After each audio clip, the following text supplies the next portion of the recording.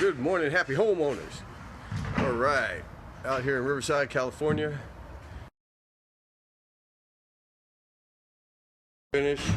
Had some linoleum glued down here over the years ago.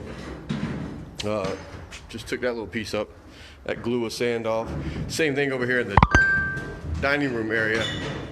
They had glued down linoleum.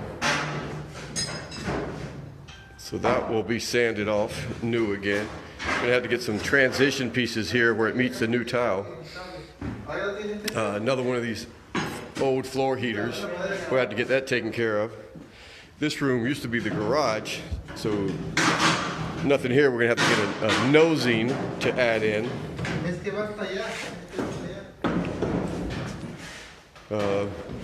This area here, try to zoom in so you can see it.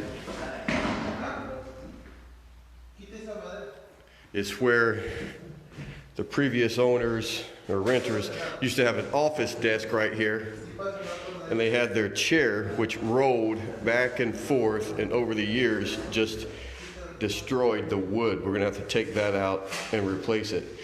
Now, being a 70-year-old house, you've seen in so many other videos, we're gonna steal the wood from these closet areas